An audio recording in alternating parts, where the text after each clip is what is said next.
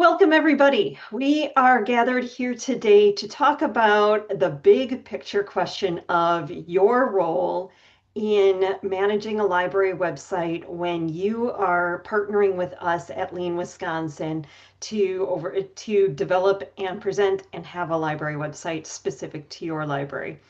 I realize this is filling in a gap in a lot of our conversations. A lot of times we dive right into how you go about doing a lot of things, and we've never really stepped back in my time here and talked about what clear expectations are on both sides. So I'm going to start today's presentation and conversation specifically about what our expectations of a library are in maintaining a website, but this also included in here and in our documentation is a look at what we promise to do for you. So this is not intended to be like you have to do all of these things.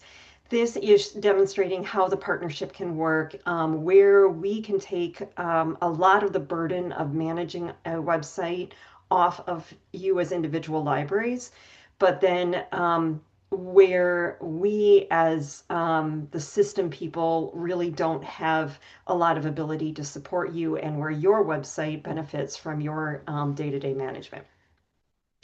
I have an overview here, but I'm going to momentarily pause this. And I want to show you, and I'm going to put a link in the documentation.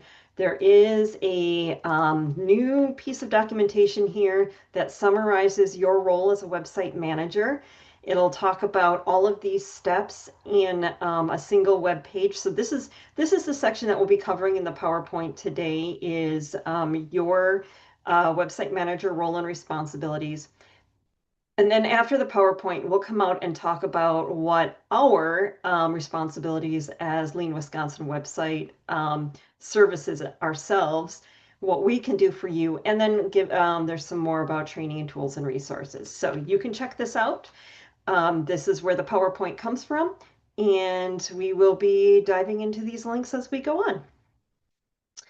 Basically, just so you know, before I do start, there's a table here. This is where the PowerPoint comes in. Each one of these items has a link out to individual documentation that has been built up over time. And so as you see your role and responsibility, the how to do it will also be covered. High-level overview is your role as a website manager is to help us maintain the day-to-day content of your website. So we on the back end will help you get a website up, get it built, have it look like the look of your colors, your branding, your logo. But we are not the boots on the ground. We, Brendan and I, and the rest of the Lean Wisconsin team, we don't know when your story time is. We don't know when you need to be closing for an emergency snow day. We don't know when your board meetings are, and all of the things that happen in the life of a library. We do know what catalog you use for online searches. We do know what resources you have for online research resources, through whether it be through BadgerLink or those provided through your system.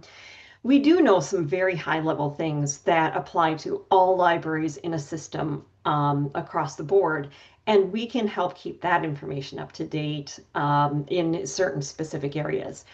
But when it comes to your events calendar, when it comes to announcements that you have, when it comes to even things as behavior policies and library card applications, all of that a lot of times is specific to your library. And so the big picture answer is your role as a website manager is maintaining the content and information that is unique and individual to your library. And this session is going to go over some of how to do that step by step. So number one is going to be building your own maintenance skills for managing your website.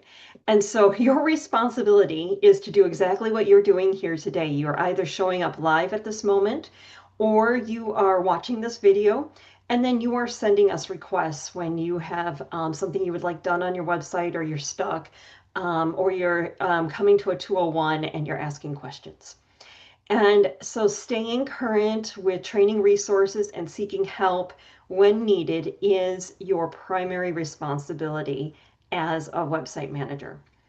There are tools and resources that are available to you. We have begun combining all of our trainings into modular flow processes, and that is going to be here in the Library Website Manager Essentials training series. If you are new to your website, there we'll send you here, and then you can start here.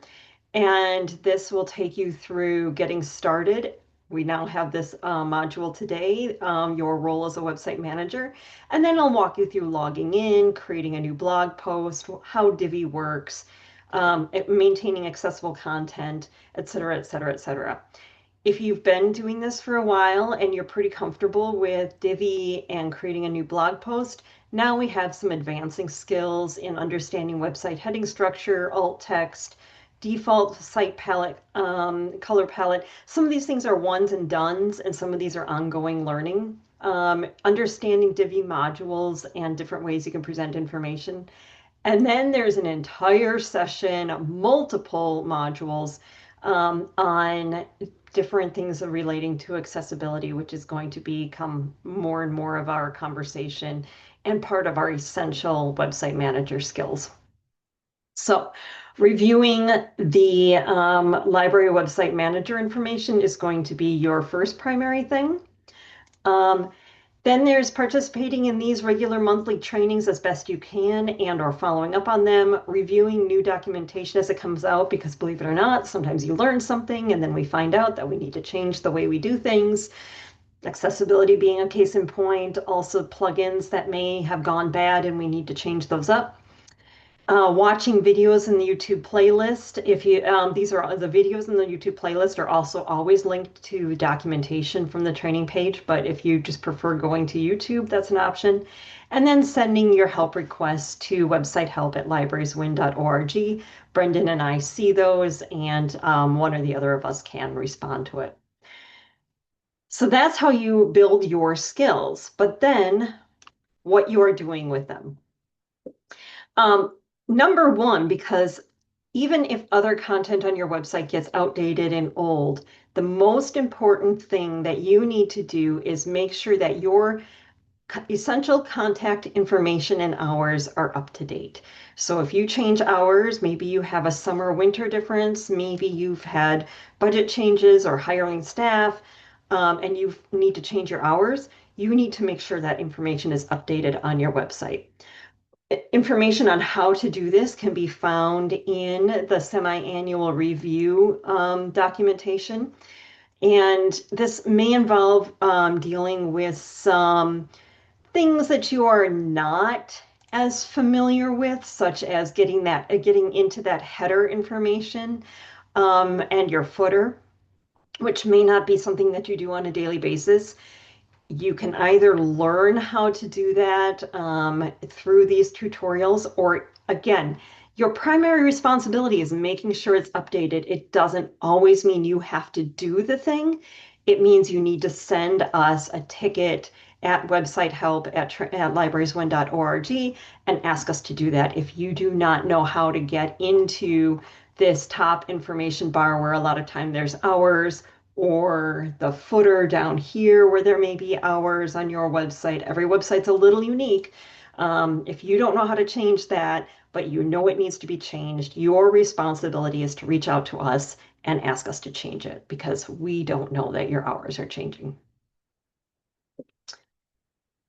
Next, slide from current slide. Keeping your site fresh. So as long as your information is up to date, that's your number one thing. But part of that information that is up to date is keeping the new and active information fresh. If you at your library don't feel like you have time to update a calendar or to post new content, we can revise your website to essentially make it a landing page and then direct people to call you with questions or email you with questions. But if you have a website where you are posting new information and you have a calendar, then your responsibility is making sure that new content is up to date, that old content has been removed, and that your website calendar is up to date and working. There are, again, a series of tutorials here, creating a new blog post for your website, regularly adding web events to your website calendar. This very much depends on what calendar you're using. If you're doing Talkify, then you are logging into Talkify itself and it will automatically update to your website. If you're using Google, then you are going to a Google Calendar and updating that, and it will automatically display on your website. There's a variety of different ways. If you're using the events calendar, then you are essentially making blog posts, but they are calendar events. A lot of our newer websites are going to the what events calendar. So this one, I don't have a single landing instruction page for that. But again, your responsibility is to make sure your calendar information is up to date. Part of that is reviewing the content, the front end review of the content on your website and making sure links and other information that the public are seeing are accurate and not broken. Part of this, one of the tools that you can use is setting a future action on a post or scheduling a post. These are things that if you create a post, you can have it automatically disappear from your website. It can be deleted on a given date that in the future. So if you have a big author event on, say, August 12th, then you can set it that on August 13th, that automatically comes off of your website and older information is then now been removed from your website. Scheduling a post means that if you want to work ahead, you can have information appear on your website on a given date. So if something is scheduled to start, like summer reading is scheduled to start on June 15th, and you want your post to show up no sooner than June 15th, you don't have to do it on June 15th. You can schedule that post to appear there. And so these are all tools you can use to manage information on your website. Number 4, and it's separate, but it is part of everything we do on our website now, is making sure that the content that you are adding when you are keeping your site fresh and making sure that there's updated information, that the information you are adding is meeting compliance with website accessibility standards, so that all users can come to your website and get that information regardless of whether they have the physical capability to use a mouse or keyboard, whether they can physically see the content on the screen, or if they have to hear it. Any of that, they need large text, if they need help and assistance in using your website in any way, you need to make sure the content is ready for that. We've been doing a lot of training on this. We will continue to do a lot of training on this, but here are the basic training resources on this. Again, on that Library Manager Essentials page, there are several modules on this, but it comes down to these 5 key steps of maintaining accessible website content, which the top 3 are the ones that are actionable, which is adding alt text to images, using good website heading structure, uploading or linking accessible documents, and then to some degree writing descriptive links. This, depending on how you're using your website, the descriptive links may not be as critical for you, but it's still another one. And then finally, at the end, checking and reporting your website for accessibility errors.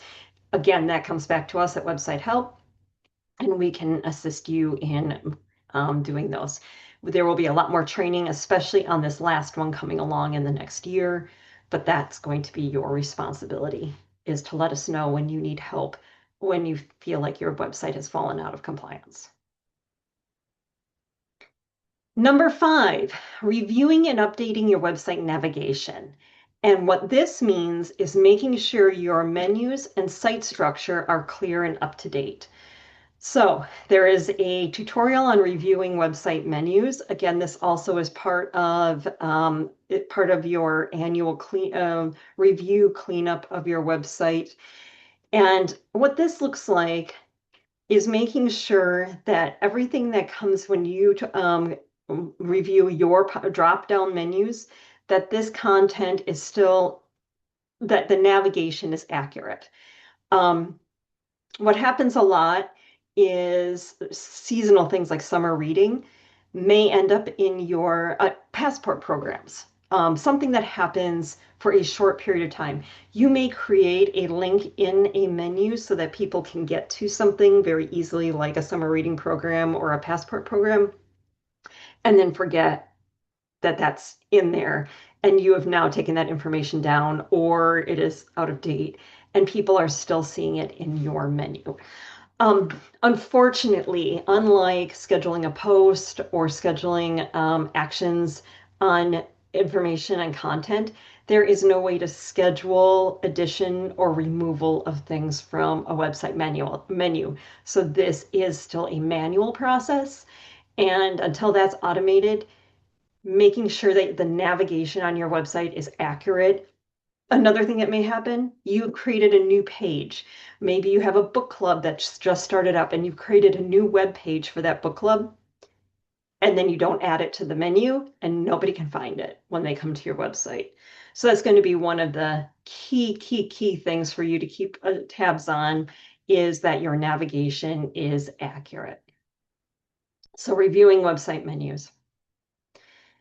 And then finally, your responsibility. And this is one of those things. I don't think any one of these things is first, last, or otherwise, but everything you do, much like accessibility, should be also with the mind to maintaining good website security and cyber hygiene.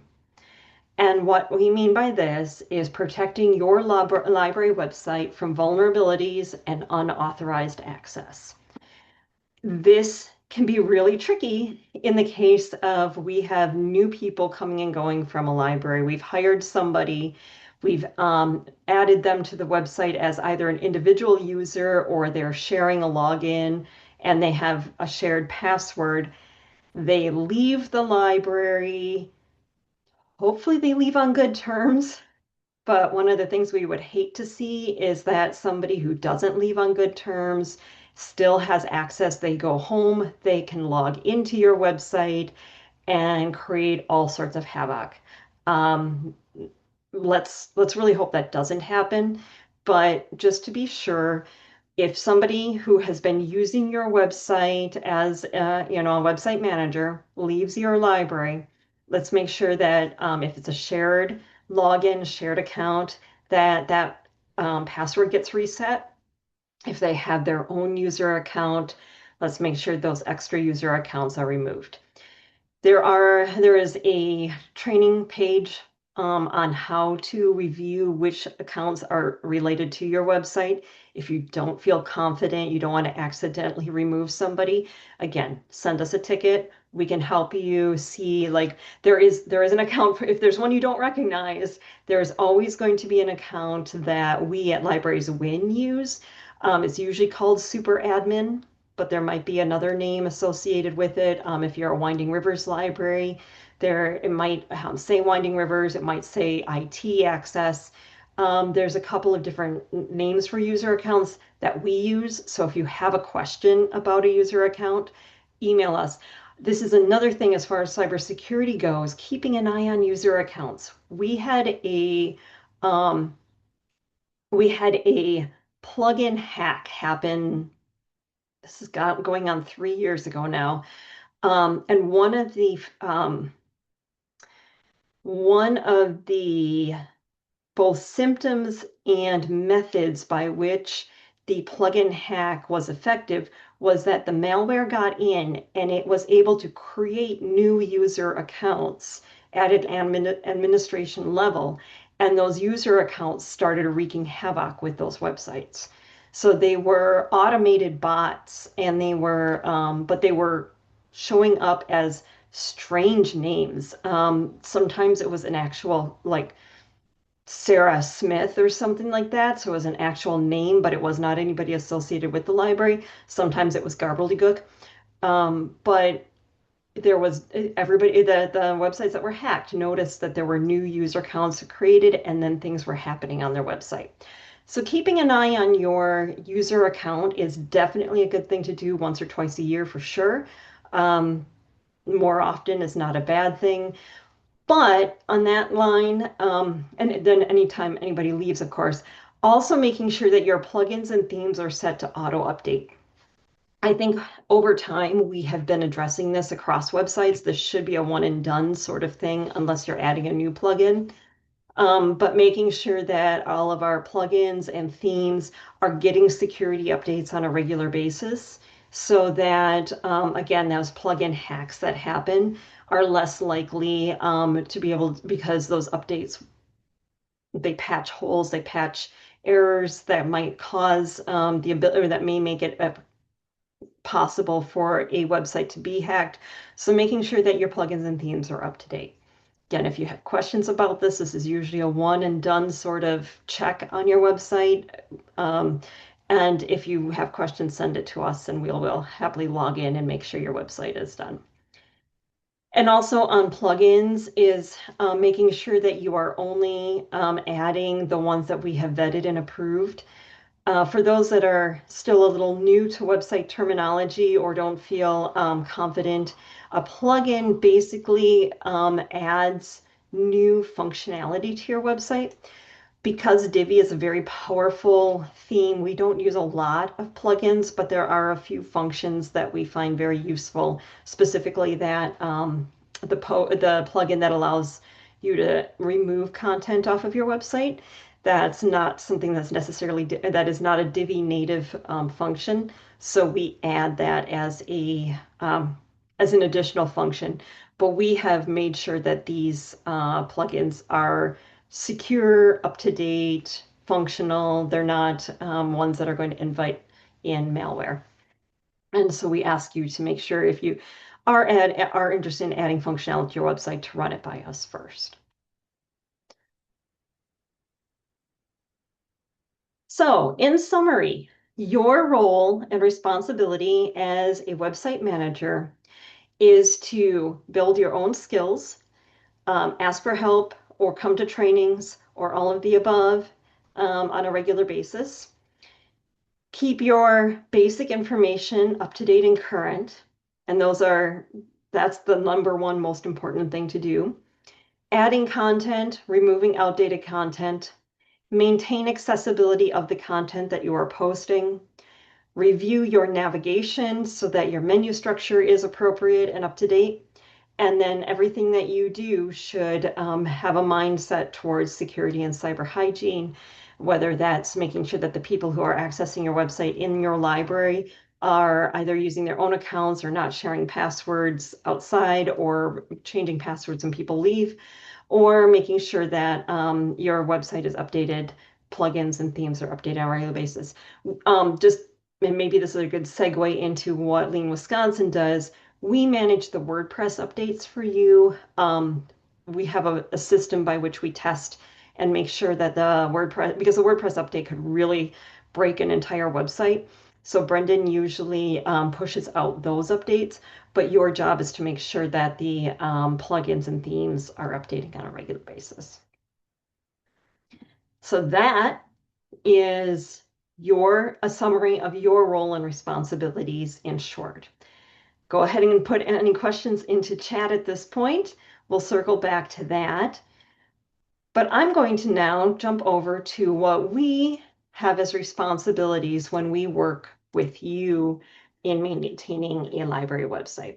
So not all libraries in the WVLS, IFLS, Northern Waters, Winding Rivers library systems, not everybody has a website through us. And that is perfectly allowable. What we think we can do for many libraries is make the whole process of maintaining a website much simpler because all you have to do is worry about the content. So, in case you've forgotten what it's like to, or never knew what it's like to have a website all by yourself, um, our role is to make sure that the administrative backend and the technological management of your website is taken care of. So, in short, we want you to just worry about the content. We don't want you to have to worry about things like paying for your domain name and hosting, or figuring out who your website host is going to be, or doing the updates on a self-hosted website. We take care of all of that for you. We also pay for that for you.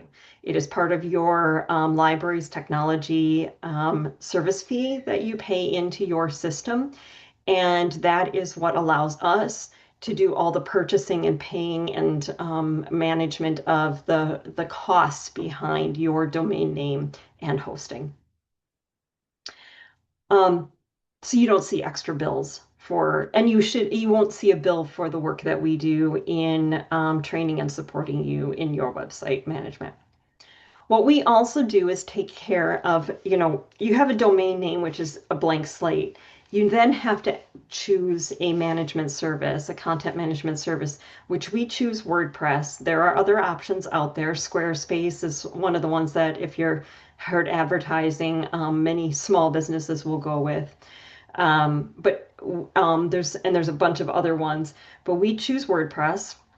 And so our job is to install and maintain WordPress with the Divi theme, which we pay the license fee for a the Divi theme because it's a paid theme. So that's already added to your website. And we manage updates, regular backups, and other backend functions. So when that website hack happened, we were in charge of coming in and taking out the infected website and restoring from backup and rebuilding and getting the library back on its feet. So if you're not with Lean Wisconsin and your website gets hacked and you don't have another management provider, then you're on your own for figuring that out. And we will jump in and take care of that for you. It's also our job to help you design and then to support an attractive, accessible website that is reflective of your library's identity and brand. What we don't do is build a generic boilerplate website that says your system name and your library name and then has a template page that you fill in your information. We want to have websites that they probably, because we're designing them, they're going to have something of a similar look and feel and a lot of the same tools involved, but it's going to be branded and it's going to be unique to your library. Um, you still need to maintain the content of that. And we will also work in partnership with you in that design. So if you have specific preferences, if you have a look that you want, if you have some functions that you want, we will work with you in that design process. But we also, your responsibility in a library design is to give us feedback and to give us help in that. Um, Otherwise, that design process takes a really long time because, again, your content is key. Our next responsibility is what we're doing here today, and that is to provide regular and ongoing training for library staff. It's been a lot of challenge with the website accessibility rules to come up with some of that training, and this is also why we're filling in some of these gaps in basic training, because we kind of went from figuring out some of the basic training to, oh my gosh, we have to learn about all the accessibility rules. And now we're sort of backtracking and hopefully creating more of a step-by-step progressive process through our training modules on this. And then again, all of this is involved in providing technical support when things go wrong, like that hack, or we've been having some issues with AI bots and server management. I just talked to Josh this morning, who spent the weekend reading a lot about bot scraping of websites and why that happens and what we can do to manage it. We've seen recently applied Cloudflare to all the library websites, which you don't see it, but it authenticates you as a human before you log into a website, and you and your website users. We're doing a lot of these things and staying up to speed in order to keep your website as highly functional as possible. In the coming year, we'll be looking at upgrading our server, hosting server. We're going to be looking at new SQL servers. A lot of those errors that you've seen, it's time for upgrading some things. Not errors, sorry, website health questions that I've been getting. They're not errors. They're just things that are outdated that need upgrading, and this summer is going to be on the to-do list. We do have a website services policy that was developed and goes through a little bit more specifically about what the services are that we are promising to libraries and what that looks like in a little bit more detail. So if you want to review that and share it, it is available through this website manager role link. Finally, we have a few things on some training and tools. Again, our monthly training calendar. We do this training so on the second Monday of every month, and then we do another website office hour on the third Thursday of every month. And then on the third Wednesday and the third Thursday, we do a drop-in session where you can bring your own questions. So that we have these two open sessions. You bring your questions, we work on your projects. And that we also have all of we also have the website management track, the new documentation that is organized, the YouTube video playlist, and then you will get a monthly email with all of that documentation and YouTube videos that have been updated. If you are not getting a monthly email, it usually comes out around the first of the month. It might be earlier, it might be the 30th or the 29th of the previous month. It might be the first, second, or third of the current month. It just kind of depends. That then will tell you what the upcoming topics are and what the new documentation and videos are and any other announcements. If you are not receiving that, please send an email to websitehelp@librarieswin.org and we can get you that on that mailing list. And that same email address, again, is our ticketing system. Please, if you have questions or problems with your website, send your requests there. That is where you can email me directly, but if I'm on vacation or out installing a computer at a library, there might be a delay in me responding. If you send it to Website Help, both Brendan and I see that, and one of us can get back to you probably more quickly through that system. Also, confession is my email inbox is an absolute disaster, and the last thing I want is to accidentally miss an email from you. So sending it to the ticketing system is a much safer bet. And finally, a resource for you that you may not know about, or maybe you took advantage of when you first came on board, or maybe didn't know you could ask. I am more than happy to do a one-on-one or small group training via Zoom. If the 201 website training time doesn't work for you, or you feel like you really want a step-by-step walkthrough of what it takes, or if you just have a problem, you can submit a request for that, again, to that website help email address. I have a online calendar schedule. I'll send you a link. You can pick a time on my calendar, book an hour with me, and we'll go over things that you might want to cover on your website. Then the last one is, once again, when in doubt, ask for help. I cannot fix a problem on your website if I don't know about it. Don't feel bad if you've been trying to do it yourself and you just can't figure it out. We do this every day for 130 websites. We've seen it all. Well, no, we haven't seen it all. We always get surprised. We've seen a lot, and we are more than happy to work through something that might take you a couple hours to figure out, and we can probably do it in 5 minutes. So please don't hesitate to send us a request if you're stuck on something. I will prefer to train you on how to do something if it's something you need to do routinely, like add a blog post. I can't add content to your website all the time, but if you need training, I am more than happy to do that. So that's the overview of your role as a library website manager and how we at Lean Wisconsin want to support you in that.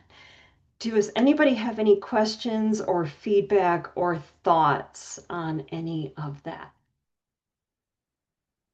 Or ways we can do it better for you? Hey, Erica. Yeah, hey, Deb. Sorry I was late trying to fit too many things in here. But That's what I expect of everybody. um, once again, I'm trying to retire this fall. So I appreciate this because I'm going to really make sure that whoever Don hires, even in this part-time position, realizes this is crucial, that they need someone who is willing to do this. And right now, I'm the only one who's willing to do it. And I'm still part-time. So thank you for sharing this today because and there's a recording of this I can go back to, correct? Yes, this will be the Yes. recording. We will share it out. And this is also, that's actually a great point, is Deb's one of the people who it's like, I'm doing this because for some reason it landed in my lap. I've figured out what I need to do. I've asked questions, but what happens when I leave? Or if I'm not available, nobody else at my library knows any of this. This recording is a great one to share with a director, to share with staff that need to be aware of what has to happen in order to maintain a website. They don't need to know what the details are in each link, but that they at least have the overview of what the responsibility and maybe even time commitment will be. Um, I can't say that websites are no time commitment. They're not. They take skill and they take time, but they are also a critical part of connecting with our modern communities that are, people are trying to find information, and usually they don't go to phone books. Used to be you could go to a phone book and call the library. If a phone book even exists, most people don't think of it. They go to the internet. And your presence on the internet is really crucial to at least connecting them to the basically essential services of your website. And and that's the best I can say is that having a website, having some skills, but you don't have to have all the skills under us. You don't have to know how to code in HTML. You don't have to know how to make objects on your website screen reader friendly. We can take care of the back end pieces of that as long as you can put in the time to making sure the content and events and information on your website is accurate and up to date. And I had a couple of things I wanted to ask you about that. I am at least keeping up with that. We're up to Good. date on everything and getting Yep. rid of things and working on summer reading coming up next. But um, as far as the accessibility goes, I mean, I are there a lot of things that should have been done that I haven't done anything on our website with that? Because So that's as of like, today, that's a great question. So today is June 8th, 2026. And this is probably the hardest message for us to be able to say is to tell you what exactly you should be doing about website accessibility on your site. We are at a point where between Brendan and me and the staff here, we need to comb through 130 or so websites. I think we've probably got 20 of them good to go, but we are going to need to come into each website. So Deb, you're a perfect example of a site that has not been touched yet. okay. We need to do a lot of back end coding work that addresses WordPress concerns, Divi concerns, things that are not native to these platforms that we use. After that, we're going to systematically start working with libraries on now here's how you need to maintain it. Okay. The pieces under here, as far as you can start reviewing these now, and you can start doing these things now, which is da, da, da, da, da. Um, where is my 5 key steps to maintaining adding alt text, understanding how to use good website heading structure and using accessible documents, and to some degree descriptive links. These four things are really the things that you can review and start working on right now. Um, that said, once websites are up to snuff, we will go through and create a systematic training thing where we are checking in with you and making sure that staff at each library know how to do it. It's a long Okay, answer to say, do the it's work. coming. It's coming. And we have work to do before we can confidently say we can train you, because otherwise you're going to see errors and just get confused.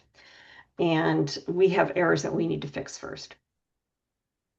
It's coming. And probably this fall into the time on this could be well into next spring, just because of the time it's going to take to do the basic work. Okay. Okay. So these things that you have highlighted here, Hmm. if where do I go to find out how to do those first steps then? Good question. If you go again, if you go to, well, here, I'm going to just copy this link. Two different places. You can Okay. start with this. Yes, and Chris just shared the Image Accessibility Creator, which cannot say enough about this. If you are adding alt text to a website, um, just basically use the Accessibility Creator, the Image Accessibility Creator, and you're done. It is such a time saver. But the other place you can go to get the step-by-step tools is the Website Essential Manager, um, the Library Website Manager Essentials training, which is getting to be a mouthful. But this whole thing will walk you through step by step, adding alt text for images. Again, that gets back to Mhm. that tool that we found, understanding website heading structure, writing descriptive links, all of these things. And then next Thursday, we are going to talk about making readable web pages. This may actually be something, because it's very content heavy. This may be another really important training, is how to add content to your website in a way that you're using good words, you're using good fonts, which again is kind of something that's on our responsibility, but also using contrast and presenting content in a readable way. And and once you start taking those things in, so this is where you can start on those things, and we will do some more specific training coming next year. Actually, I want to call it not just training. In my heart of hearts, and if I get my way, there will actually be a certificate Hi. program. So you can do training in a way that you will become a certified website manager in with accessibility skills. You can print out a certificate at the end of it and say, yes, I have done all of these things. I have these skills. And if I don't, I will go back and ask for help and refresh them. And probably sounds like a very good thing that I should try and do because I'm going to have to show somebody else. Anybody else how to do this? And that's Deb also it's a good point here. If you are leaving your library, or you are bringing somebody else on board that needs, maybe is co-working with you, or you're onboarding somebody for any reason, don't hesitate to reach out to us and we can sit down together. So Deb, you can get that new person. If you have some overlap, you, me, and that other person can look specifically at your website and figure out what are the things they need to know about your website in order to build their skills and get them up to speed. Yeah, the idea of doing a one-on-one or with just a couple people, because I think it might be helpful for Dawn. I don't want to put another thing on her plate. I don't know how she could do that, but to just have some awareness of some of these things if she has to fill some gaps too. Yep. So that's good to know. The Yep. one other question I had Hmm. was when you were talking about calendars and keeping up calendars, how Yep. how important is a calendar for a very small library that doesn't have very many events? Because we don't It may even not be have one. So I'm that. wondering. And this is where I hate to put out blanket trainings or blanket statements about things. And that's why I didn't actually link in a bunch of stuff about calendars. You may not need one. If you are a small library, And maybe you have the only thing you do on a regular basis is like a story time, and maybe there's a book club, and it meets every whatever day on a particular schedule, and it hasn't changed for years. You Hmm. may only need to like have that. It doesn't need to be a calendar. It could just be a post about every Tuesday at 10 a.m. is story hour or story time. Okay. Yeah, Um, that's probably the way we will continue for now anyway, then. Yep. And then again, the flip side is some people have gone to, instead of making posts about anything, all they do is a calendar. And the events calendar presents it in a way that it's both a post and a calendar event. Okay. And so there's kind of front and back to that one. It's a little harder to present information like fill out the library love story survey or something like that in a calendar. Um, but there are ways around that. And it's just like it kind of depends. Are you an event focused library or are you a information focused library? So good Is there question. somewhere in the trainings, is there some more information about calendars? There is, but I think I should redo it now.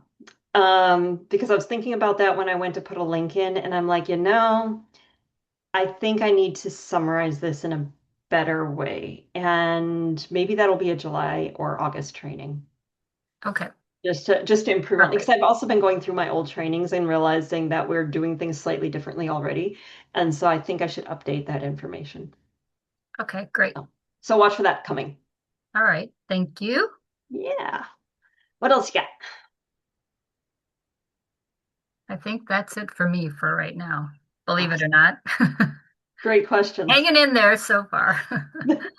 And that's what we're here. We get that you guys have a ton of stuff on your plate. Um, and some people can be more engaged with the website than others. And I really appreciate the ones who are able to. Dreams down the road are if you are one of the people who really has taken on your website as something that you enjoy and have skills at and want to further build skills at.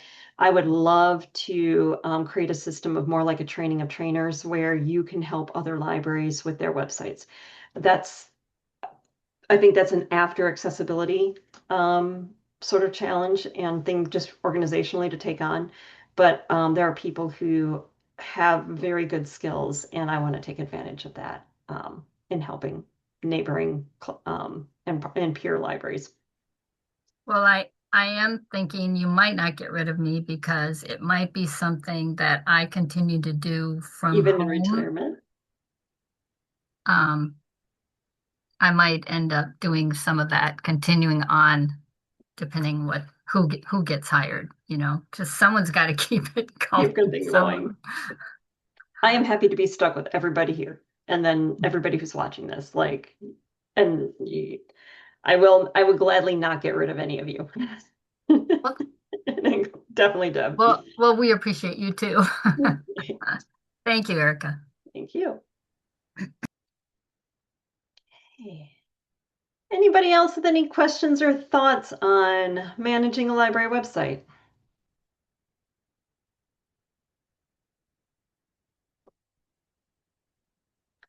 Checking chat.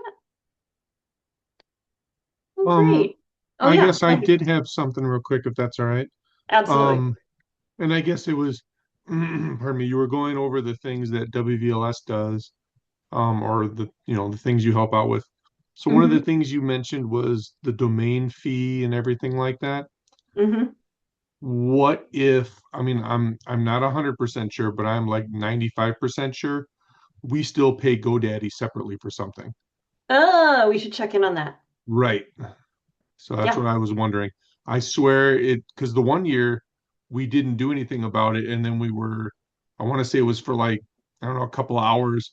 The website was just down because something was wrong. And all what ended up happening was Lori ended up contacting GoDaddy, going through whatever and paying them, and then all of a sudden it came back. So I'm not sure why. And like I said, I'm almost positive we every year pay something separate. Yeah. So if we're doing that, I just didn't know what that was all about. Thank you. There shouldn't be. I know there have been a few strange handoff relationships in some different places.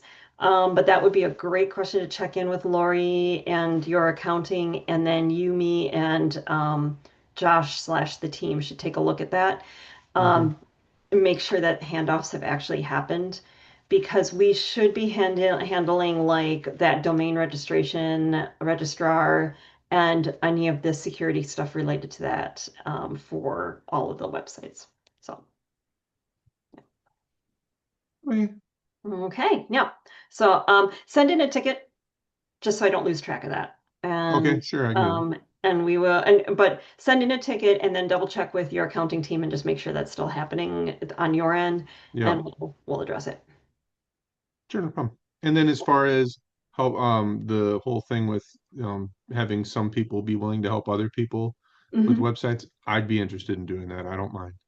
Thank you. I kind of figured my website accessibility group might be the one that I start tapping for that. And then I know there's some other people on here that are really good mentors in other parts of library world, and we can maybe see about adding. What I don't want to do to anybody is overburden somebody with an extra task, but I also know that sometimes having that I find it as a professional development thing to be engaged with other libraries.